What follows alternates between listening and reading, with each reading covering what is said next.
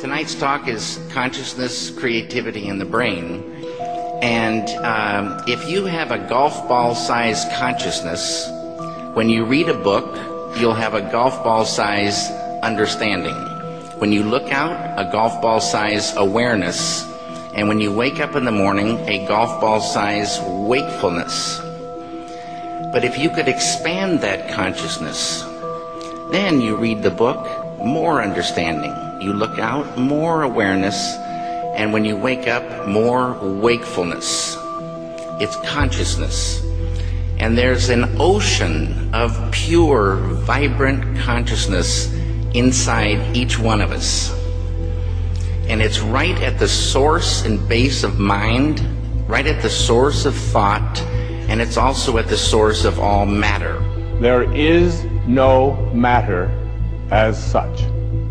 All matter originates and exists only by virtue of a force which brings the particle of an atom to vibration and holds this most minute solar system of the atom together.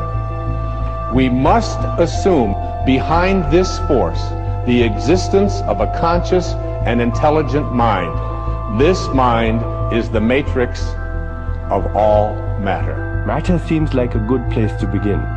The solidity of the world seems totally indisputable. As a fixed thing that you can see and touch, your body is also reassuringly solid. But beginning with Einstein, modern physics has assured us that this solidity is a mirage. All of physical matter, everything we have around us, is the result of a frequency. And what that also means is that if you amplify the frequency, the structure of the matter will change. What this self-contained system is a hologram. It's what I call the super hologram. Everything within it is an expression of that hologram. This is one of the great characteristics of a hologram, is that every part of a holographic picture is a smaller version of the whole. It's as if reality is so connected that when you look at one small part, you can see things about other parts. That the entire whole is contained in the part. And in a sense, you can't divide reality up because we're cutting up a hologram. We can't find where one particle is because it's always a reflection of all particles. In a hologram, the whole pattern is whole and complete unto itself. And if you were to take any little portion of this whole out and examine it closely, you will see the entire pattern repeating itself again and again and again. Anywhere in this pattern, if we were to change one little aspect on any one of these little holograms, that change would be reflected throughout the entire system. Quantum physics has revealed what ancient masters knew. Matter does not exist. The concept of substance arose from the philosophy of Aristotle, and from that concept came science's conception of matter. The fact of the matter is that the substance of the universe is consciousness. Belief that the substance of the universe is matter leads to what I call a fear-greed dichotomy.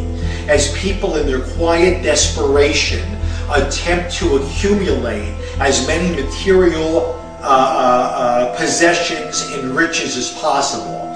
In fact, the substance of the universe is consciousness. Therefore, it is behavior that is important. If you get into the realms of fear, fear is a very slow, dense, vibrational state. And the more you embody fear, and the whole of this manipulated society is globally is structured to make us fear, to make us have stress, to make us worry about tomorrow, and have guilt about yesterday, and forget about now. It brings us into a slow vibrating dense state. We should be very careful about what we believe about the future. The more you attach to a belief system, the more, if reality is holographic, you're helping create it by believing it. And you know, the great clairvoyant Edgar Cayce said that our every thought that reality is built out of thought, and our every thought starts to build reality, and we're like, every thought is like a spider, we're like spider spinning web, and that web starts to build and build. Information is the key, because this matrix, this illusory reality that we think is real, people say to me, what is the matrix? Answer, it's information. Information creates fractals.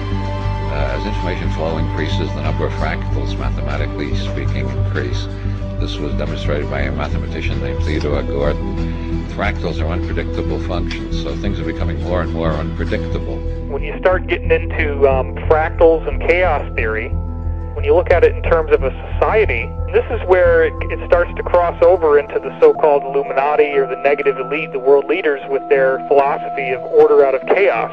There is some truth to that, in the sense that when the system becomes highly destabilized, there will be random shifts that suddenly self-organize into higher complexity. At the subatomic level, reality behaves in accordance with the expectation of the observer, or the measurer, the scientist. Why is that remarkable? Because everything in the universe is composed of those subatomic particles. These atoms are particles that are whirling at lightning speeds around huge empty spaces, and the particles aren't material objects. They are fluctuations of energy and information in a huge void of energy and information.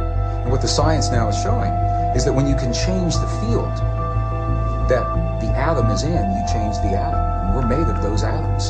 So when we have feelings in our hearts, we're changing the field that connects the stuff everything is made of, and we literally are altering our physical reality. Once you establish the reality we live in, and the nature of what the physical body is, it's a biological computer, and the nature of what we are, which is consciousness, and then you start, as I have, looking at the way this world is structured and how it works and why they do this and why they do that, it suddenly brings into crystal clarity why the world is structured as it is. Because, you know, people look through their eyes and they think this is the world, but it isn't. It's a tiny, tiny frequency range within an infinite energy field of infinite frequency ranges. And basically it's like a holographic television channel. It is the act of consciousness that actually creates the building block that the universe is made of. I can't imagine a universe that exists without us, because it's the act of us observing the world around us that is creating, allowing us to create as we go in a participatory universe. We may never find the edge of our universe as we're looking to define what this universe looks like. We may never find the smallest particle in the quantum world to see what this stuff is that we're made out of. And the reason is because everywhere we look, everywhere that consciousness explores with the expectation that something will be there, that exploration, that act of looking, observation, is the act that creates something for us to see.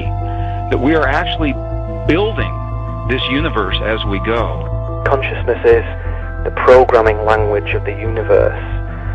We are consciousness conductors. That's what we do. That's who we are. Consciousness comes through us. It emanates from us. We are the creators. We are the ones who are targeted on this planet because we are the ones who transmit the reality just like everybody else does. If you switch your brain off and you are sucked into the mainstream media illusion, we must understand that we are being used because we create reality. So if we are manipulated in a certain way, and if we are modulated in a certain way, then our creation becomes not ours but somebody else's. And what happens if we all do it? Everyone in this room decides to take control of reality. I'm talking about reality. I'm talking about quantum physics. I'm talking about taking control of things from the quantum level up, from the molecular level up, and it works. What I think is we're actually dealing with is as I say, some kind of operating system that can be hacked using words. The world is like a ride at an amusement park, and when you choose to go on it, you think it's real, because that's how powerful our minds are. And the ride goes up and down and round and round. It has thrills and chills, and it's very brightly colored, and it's very loud, and it's fun for a while. Some people have been on the ride for for a long time, and they begin to question, is this real or is this just a ride? And other people have remembered, and they come back to us and they say, hey, don't worry, don't be afraid ever, because this is just a ride.